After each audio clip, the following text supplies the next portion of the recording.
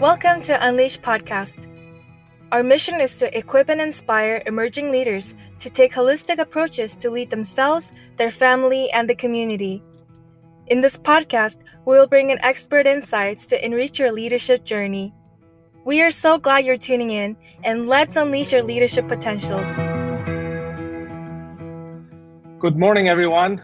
Thanks again for joining us for another episode of Unleash Leadership Podcast. We had a great pleasure of having one of my friends and also live in the same city with me, my friend Parker, joined me this time. Parker, thanks for being with us today. Oh, you're welcome. It's an honor to be here. And before we start, I would just say that from the very first time I heard you speak, Balaru, I was so captivated by your story and just humbled by your character and your heart to serve other people and your passion for leadership. So it's an honor to be here. Thank you for having me on.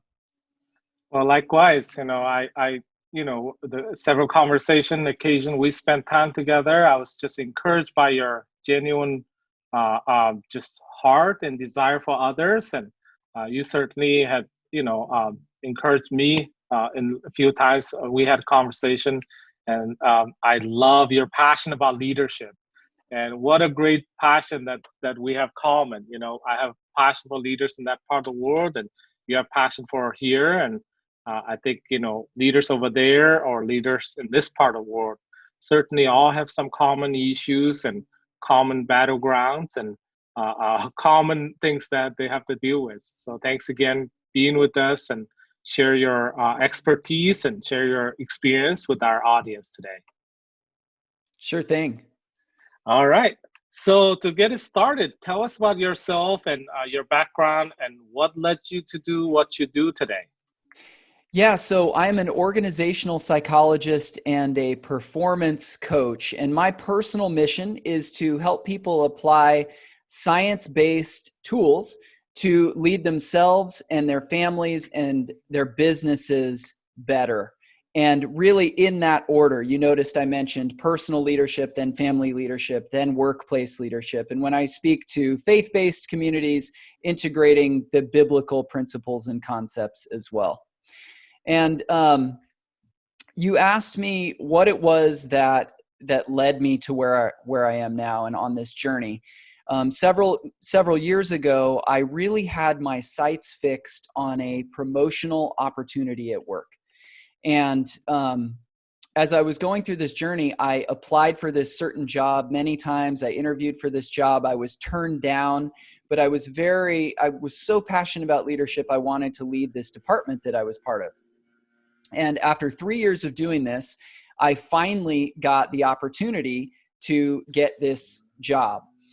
However, at the same time, my wife and I had been trying to have kids, and we had been trying to have kids for almost 4 years. We had gone through this big mental battle of struggling with infertility and being very worried about maybe we would never be able to have children. And so I've got these two journeys going on at the same time. And it was really interesting how in the same month I was offered the job and my wife got pregnant at the same time. So I tell you this because over the next 9 months or so that I was working in this job, my hours of work started to increase to the point where I was pretty much doing 70 hours a week. I was completely losing a lot of my other accounts in life, which I'm going to talk more about. So like my health, I stopped investing as much in my health. My spiritual life started to kind of take a back seat to my job. I was not listening well to my wife. I wasn't present at home. Work was kind of taking over everything. I was on my laptop at 5 a.m. and it was the last thing I would see before my head hit the pillow at night was kind of, frantically scrolling through and trying to respond to all my emails. So thankfully, I was able to go on paternity leave and be gone when my daughter was born. And when I did this, there was one quiet morning where I took what's called my life plan, and I'm going to talk about a life plan today. And it really is kind of writing down what your life priorities are. And I took that and I just really was convicted that all these things I said were so important to me, like my family and my spiritual life and my health and my friends. Those things were taking a back seat to work. So as I was off during this month, I did a lot of soul searching, a lot of prayer, a lot of thinking about my priorities. And I ended up actually going back and stepping down from this job. I gave like 60 days notice and created a transition plan. But for me, getting out of that job and buying myself some brain space and some margin to really be able to think about where I wanted to go with my life was extremely important. So that is the kind of short answer to my story about how I became so passionate that personal leadership has to come before workplace leadership, and really having a clear sense of your life priorities. You did touch about life priority. How interesting in life sometimes we kind of hit our face hit the ground, and, we go through brokenness, and we have to, kind of have our own sense of emergency, a sense of that, kind of those moments reflect us, hey, what is more important? What is more priority? Why, I feel like, a lot of leaders, even our audience, probably some of them come to this moment. And I do think, your experience certainly can speak on that behalf as well, right? Yeah, and I was somebody that was always pretty purposeful about my priorities in my life, but I do think that I became so fixated on the position and the title that I started to lose my other priorities in life. And so you said we need to be thankful for crises that kind of call our attention to these things. But at the time, I really was wrestling with, I'd finally achieved this position I wanted, and then I had to give it up. And so that was a really I talk about it quickly, but it was a painful process for me. And I've had no regrets about doing it ever since. Yeah, it is a detoxing kind of a choice. In my life, I felt the same thing too. I had a career that was successful, but then at some point the career is eating me up too. And I realized, hey, my passion is going away. I realized there's something needs to happen so that I could truly pursue what I am called to, or what I can do to really have a balance of life and purpose. Yeah. If people aren't clear on who they are and what their purpose is, and kind of narrow down the options and set really clear priorities in their life, it's really easy to get pulled off course like I was. So you and I shared a couple of times during breakfast, or when we are at Barnabas gatherings, about leadership and influence. John Maxwell touches about that, and I know you write your own blog about leadership influencing others. And what is your general perspective on that, and what's your belief in leadership?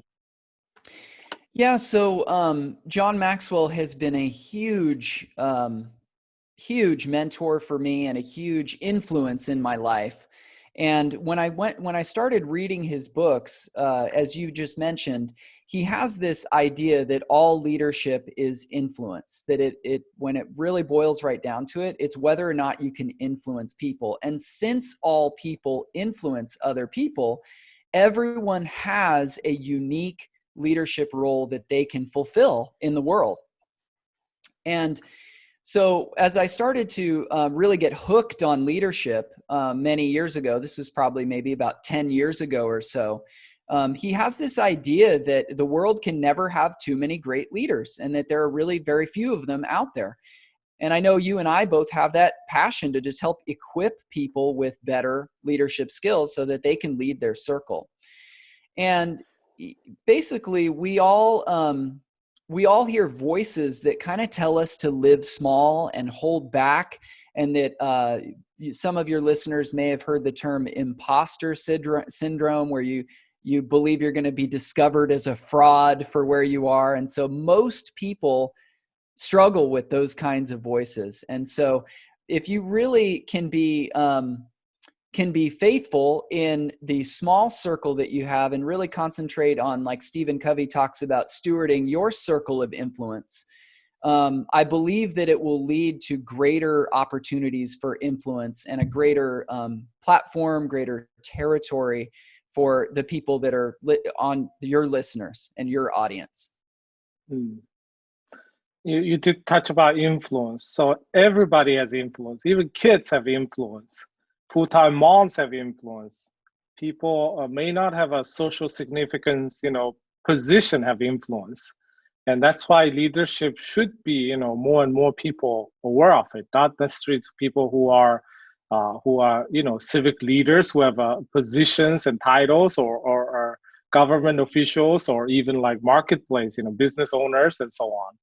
I do feel like, if we more know about leadership, we certainly can influence people around us differently, right? Yeah.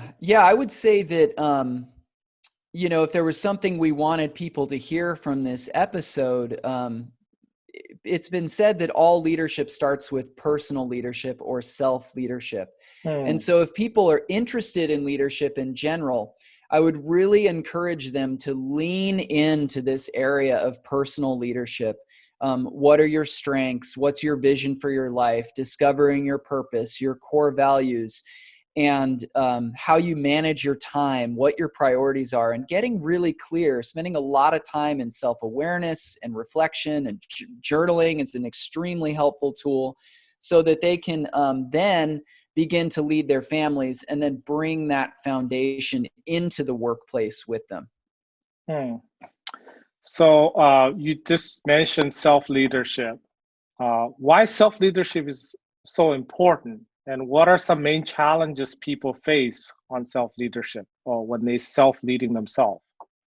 Maybe before I answer that question, can I add one more thing to the previous question? Yes, please. Yeah. Yes, please. So one story I heard by John Maxwell that was like extremely inspiring to me when I was a young leader. So he's probably the most famous leadership author right now in the world. He's written more than 100 books. If people don't know who he is, you can find him very easily on the internet. And he tells this story about before he got into leadership, he was a pastor. And so 40 something years ago, he got his first pastor's job in Indiana. And he went into his job and he was speaking to his congregation, and he jokes about that there were like 2 people in the entire congregation. So he had this tiny, tiny, tiny little circle of influence, but he was really, really committed to giving his best message every single week, doing his best and stewarding that small circle that he had been uniquely given so that one day he could have the skills to have a much larger platform. And now, the last time I went to an event of his, he was actually speaking to the president of Paraguay. This was like maybe 2-3 years ago. And so his platform now is global. So if your people are listening and they feel like their circle of influence is just too small, never underestimate what you can do when you really focus on developing your skills now and stewarding what you have now. Yeah, certainly. I have several books of his on my own shelf as well. And I think I can see them. He's one of the first person who impacted me on speaking, understanding, digging into leadership as well. So we have someone who come and that kind of, impacted us, but also mentored us through his book. Do you have a favorite book of his? Favorite book. Okay, I gotta think. Favorite book. I do like the one said, everyone communicate, few connect. Oh. Yeah, that's the one I like. Wasn't he have a 20 something years ago? He had a classic one. He just redid it. The one I just couldn't think of the name. Yeah, it's probably 21 Irrefutable Laws of Leadership. That's right. That's the one. That's the one. Just recently he revised it, and that's the one I read it. I think beginning of this year or maybe last year, end of last year, somewhere around there. Awesome. Yeah, excellent resources for people. That's right. So let's go back to the question about self-leadership we just touched. So why self-leadership is important, and what are some main challenges people face when they self-lead themselves? Yeah. So going back to my story when I was really pursuing this promotional job, I would say that what I noticed very quickly is even being a pretty intentional person and I was fairly clear. I had a life plan, but I dropped my life plan and I couldn't even look at it because I was so busy. And I watched, I've always been someone that's really passionate about the outdoors and exercise. It's a big pillar of my week. We were just talking about that this morning, how important it is to start your days that way. Because when you don't take care of your physical health, eventually it's going to catch up to your leadership impact. If you don't take care of your family and your marriage starts to really deteriorate, or your kids are out of control because you're not investing in parenting tools and being intentional in that journey, eventually those home stressors will stress you out to the point where you can't focus at work. And if you spend too many hours at work, you may not have friendship and or lose your bearing on your spiritual life. And all the research shows that having purpose and having relationships is really what makes life worth living. And so if we lose that in light of our pursuit of our career, it really it takes a lot of the joy, a lot of the fulfillment, and a lot of the energy out of work. So what I would say is that the two biggest enemies to really being intentional and having good self-leadership are probably distraction and busyness. The busier we are, the less effectively, neuroscience shows us, the less effectively our brain is able to kind of think clearly and problem solve and be creative. Those are skills we need to kind of carve out a vision for our life, right? And so as we move too quickly, our brain kind of progressively shuts down the best centers of our brain. And we might be more likely, if we're living in a world that tells us that money and success and title is really what matters, we're being bombarded with those messages all the time. And if leaders are not really clear on their self-leadership plan or a life plan, it's very easy to get taken off course because we're swimming in this ocean of messages that are kind of contrary to that. Wow, that's true. Myself, I run organization and business, and just so easy to be busy and so easy to be distracted by, even your day. You have top 3 things I want to accomplish today. By the end of the day, you could be distracted by email or social media. You could be distracted by little tasks that sometimes it's urgent, not necessarily important. So those are things that kind of, it's a struggle of leaders day to day, and it doesn't matter wherever you are. Yeah, one of the things I do as a coach is try to get people to identify their highest impact tasks, really shut down their email inbox because that's rarely a high impact thing, and to really just strategically really use their best hours of their week on the highest impact tasks. And then one thing I challenge people to do too, and this could be good for some of your listeners, is to decide how many hours is reasonable for you to work in a week. Some of the research shows that when you get past, Stanford did a study a little while ago that showed that once you get past 50 hours, often your hours start to become counterproductive because you're so tired that you're making mistakes that you then have to make up for. So if I were to encourage people, I'd say try to find a way to invest your best hours of the week in your most important tasks, and then know how to shut yourself off so that you can rest and recharge and spend time with your family if you have one. Yeah. Okay. So my next question is, what are some ways to overcome these challenges and then have a higher self-awareness? Yeah. So some ways that people can overcome. So if the challenges, like we said, are distraction and busyness, I think some of the weapons against that, or some of your best defense against falling into those traps, are things like, again, having a clear life plan. And maybe I can walk through some of the other tools that I use with people that I've found really, really useful. So in coaching clients, like some of the exercises that I find helpful is like, I'll often start with like a 100th birthday thing, like where people think back on their entire life. Like, what would you wanted your life legacy to have been at the end of your life, and start thinking about it right now. And that often gives people a better perspective on their life. Like if you were to suddenly die, it's kind of a morbid thing, but death awareness, all the existential philosophers often have encouraged us to really think about the end of our lives now. It's really a very fruitful thing to do. So that understanding your life purpose is something that I try to help people with. Having a life plan, which is basically, I'll just give the super short version of it. A life plan is like a long-term vision for your life and what your priorities are. So it might be, what do you want ultimately your marriage to be like 30 years from now? What do you want your finances to be like 30 years from now? What kind of impact do you want to have on the world in your business? What kind of a parent do you want to be? What do you want your friendships to look like? What do you want your spiritual, how important is your spiritual life, and what kind of a role is that going to play? And then you write down like measurable goals in each category, so that you can take steps towards a long-term vision.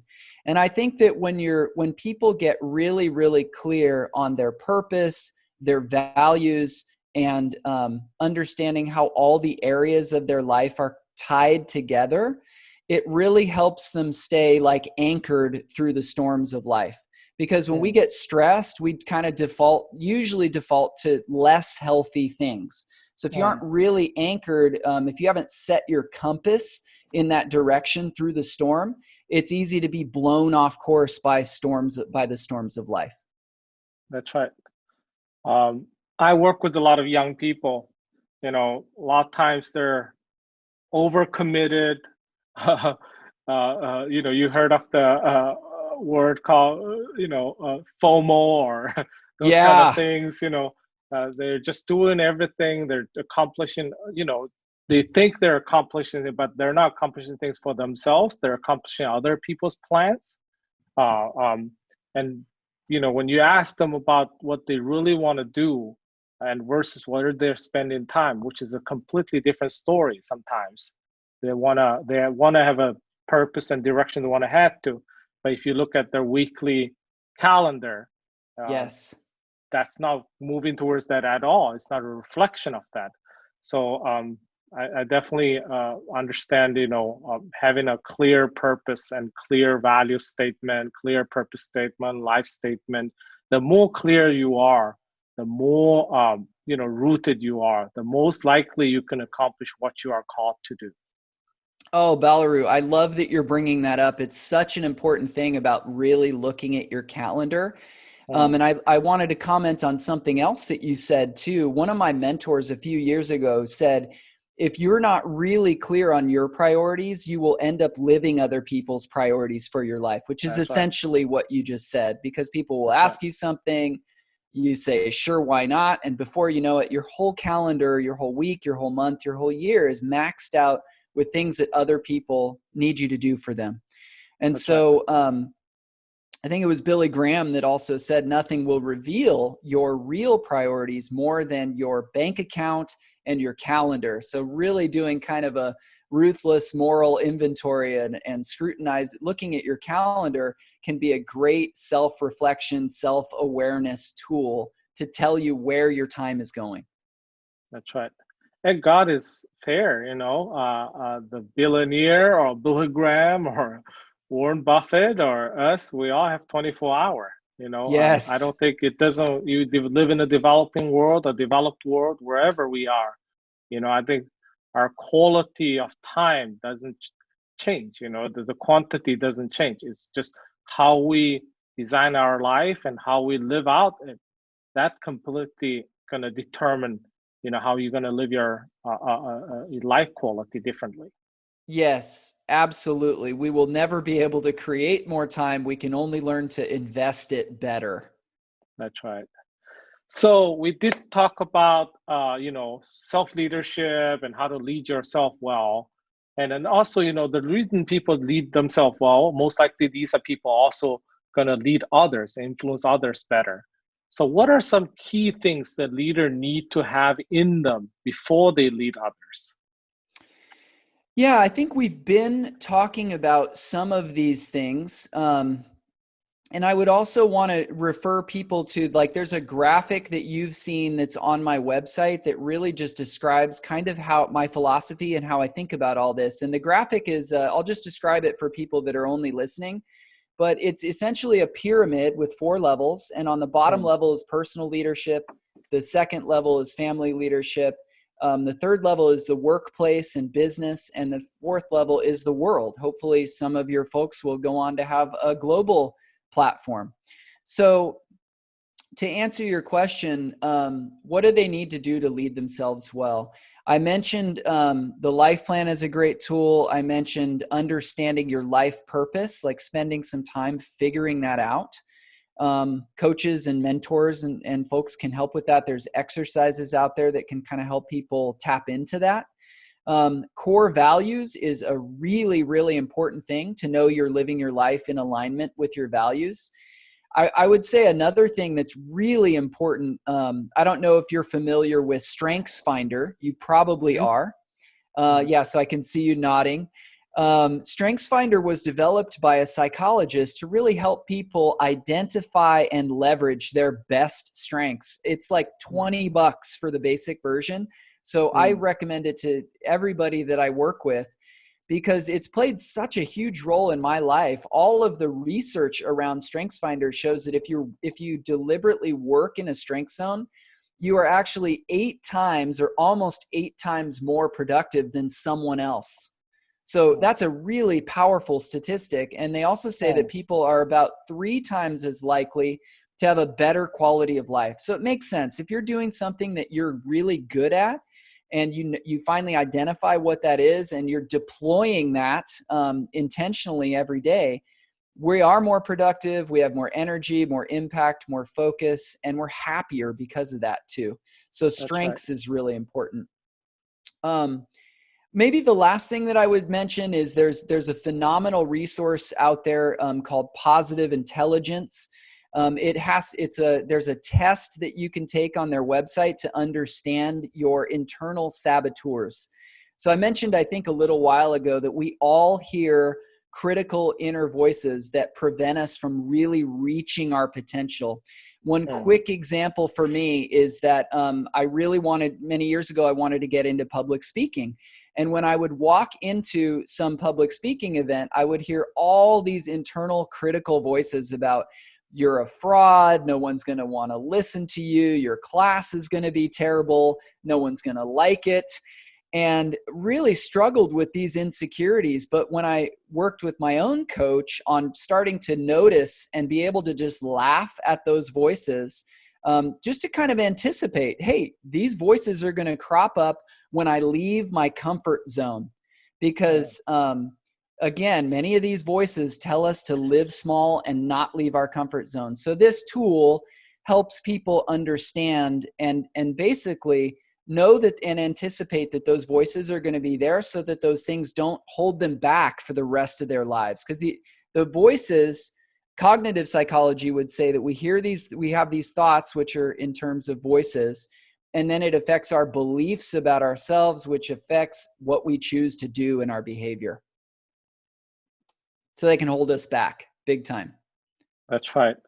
I'm a personal fan of StrengthsFinder test. I know my top 5 strengths really well, and part of the reason I pursue entrepreneurship, do this, is because I get to use my top 5 strengths every day, and that's why you get to first of all, you don't get tired of it, and only sharpen those tools, and then also use that touch more people life, and you can produce more result through your business or a non-for-profit. And that's the core. God created us that way. Everyone has strengths. The problem of today, we talk about like FOMO or over comparison, social media, is that people spending so much time looking at other people's strengths in life, not even spending time to understand their strengths. Everyone has strengths, right? It's just different. Our tools are all different.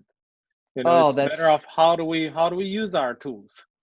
Yeah, that's beautiful. And I love the way you said that. One of my good friends who's also a psychologist and a coach says that he points out that everyone's fingerprint is completely unique. Like it's just slightly different than any other human that's ever been born in history. And so because there's no one that's ever been made that's exactly like us, we do, and I want your listeners to hear, like whoever's listening, you have a unique gift for the world that no one else has or will ever have, and only they can bring that to the world.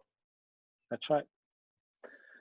So my next question is, so our listeners are young professionals and student leaders, some are in a business, and some are non-for-profit leaders, even ministry leaders. We all want to, I think generally we all want to, have more. First, we want to become better leaders, and we want to develop others to become better leaders. And so if that's a general sense, then why there are not a good amount of leaders being developed in companies, organizations, in communities, and also, what is the bottleneck? Why is not being produced well? And what is your thought on that? Yeah, the first time I heard John Maxwell say that he had traveled across the entire world and noticed this massive shortage of great leaders, I didn't really understand it. I thought it was kind of I'm like, what do you mean? There's presidents of countries and companies, and my organization has, 100 leaders in it. And what I began to realize is there's a really big difference between achieving a particular position and actually being a leader and somebody that really leans into leadership. So this kind of ties back, I think, to the question you asked me before. I think that like in the pyramid example, the graphic that I continue to refer to, I think people try to start, like when they think of leadership, they think of it at the third level. They think of just workplace leadership, and they don't think as enough about personal leadership and family leadership. Those things are easy to overlook. There's some research out there that shows that especially men, they might be more inclined to, if they're having problems with their kids or their family, to try to just lead more at work or spend more hours at work because things feel out of control at home. So they feel like they have more control, more influence in the workplace. So you can see how this problem kind of develops. I think the other, Rick Warren, who's an amazing guy, often talks about, he's an incredible author and pastor. He often talks about how God cares more about our character than our life situations. But as people, we usually care more about our life circumstances and where we want to go and our goals and achievements than we do working on our character. I know I do. And so it's not really fun to go through, to really lean into some of these lessons at home, where when you go through a really tough season of marriage or a tough season with your kids that are acting out, it can be natural to want to escape that instead of really want to just set work aside for a few months and really invest in the things that need to be addressed at home, or the uncomfortable things that we all have in our own lives that we need to work on, like the bad habits that we have. Some people struggle with many different forms of addiction, all of these things can impede our leadership journey. So I guess all of that, to wrap all that up, I would just say we over-focus on workplace leadership and dramatically under-focus on elements of personal leadership and family leadership. Well, thank you. How can we learn more about this type of topic? This area that we touch about, more integrated, holistic leadership, but also balance from personal leadership, and then also leading your family and also leading community and organization in this direction. Do you have any resources and book you can share with our audience? Yeah, so if it's okay, I would love to mention my blog and podcasts that I have. So I've spent the last several years, last maybe 5 years or so, trying to take psychology research and leadership science and distilling those things down into like a really short article and now podcast episodes so that people can get a quick overview of what some of these concepts are, whether they be strengths or saboteurs or life plan or happiness, life happiness, or leadership science. So I would recommend my website is www.leadyoufirst.com. And you can look at some of the articles for things that I've referred to. And every one of those articles includes either the research article where the psychological study was done or a book that I'm using to support what I'm writing in the blog. The blog's completely free. There's no marketing or anything. It's really just a resource to help people grow their leadership influence. The other thing, just a couple of books that were really, really core for me. I would say Developing the Leader Within You by John Maxwell is like just an awesome classic. I see you smiling, so you must have read that one too. Yeah. So that's a classic. The book Living Forward by Daniel Harkavy, who's an executive coach. He has been a tremendous influence in my life, and it's all about how to write a life plan. I also have resources on my website for that and that link to that. So I would say Living Forward is a fantastic book. And then might seem like a strange resource to recommend, but Dave Ramsey's Financial Peace University. I see bad money habits derail so many families and destroy so many families and take out so many leaders because they're in debt and they haven't established good financial practices. I would recommend Financial Peace University, which I think it's like $99 now or something. I have no affiliation with them. I just tell people you got to do this to lead yourself well. Definitely. I mean, finance is a big part of our life, and we day to day, we can't live without it. And if we don't have any wisdom around it, most likely we're going to suffer. Yes.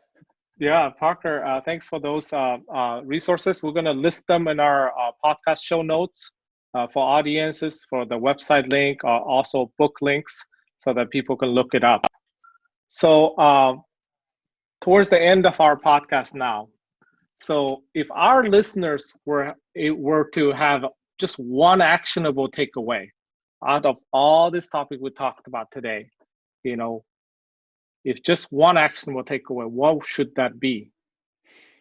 Yeah, I know I keep kind of beating the same drum here, but I think that people should do a life plan. They should take a day, go somewhere where they're disconnected from electronics and really think about the long-term vision for their life. I have a couple really short, less than 1,000-word articles on this with some resources to get people started. I also have 2 podcast episodes on the Next Peak podcast, which is I co-host that podcast with a great friend of mine. And they can find resources there for how to create a life plan. And the reason I think it's so important is like what I said before, where the life plan really saved me from going way off course with my career. I thought I was using my strengths, I was going in the right direction, but my life priorities still got way out of whack and way out of balance. And I really, as I look further, when I look into the future, I really believe that I could have done that job for a long time, being exhausted, ignoring my wife, starting out my parenting journey as an absent father. So when you have written goals, all the science shows that when your goals are written down, you're about 42% more likely to achieve them. So when I could just regularly every week pull out my life plan as like a roadmap for my life, it helped to ensure that I didn't take any major wrong turns and that I could get back on course sooner. It's just a great way to think about your life in each category. So I would highly recommend that people take the time to check out what a life plan is. And there's a wonderful verse in the Bible in Ephesians. It says, basically, we should be very careful how we live, not as unwise, but as wise, making the most of our time, because life is really, really, really short. So it's worth the time to invest in what do you really want your legacy to be long-term. Work is important, and business results. I'm a big fan of excellence. Definitely want people to have impact and excellence. However, having a life plan allows you to fit your work life into your overall vision for your life so that work doesn't become life. That's right. You did mention about people at the deathbed or people like before they die. I remember Harvard or somewhere they did a study of those people on a deathbed, and no one actually talked about what they accomplished. All they talked about is like, I wish, I did that with my kids. I wish I did that to my wife. I wish I did something. No one said, I wish I purchased more stock. I wish I didn't start another startup company. So it's interesting that, that perspective changes how we look at something important.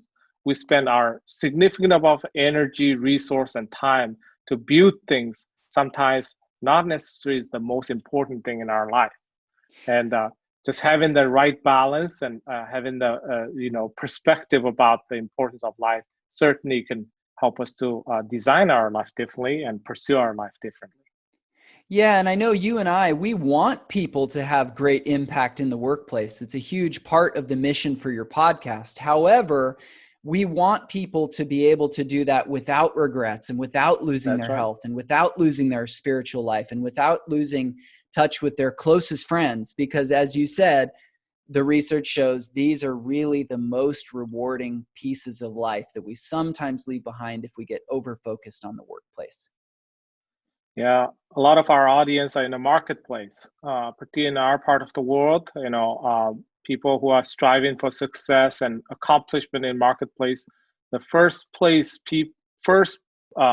people they disappoint is typically give up on their family and give up on their children, give up on their spouse, so that they only want to earn the recognition and fame among the marketplace, people that actually don't even know them.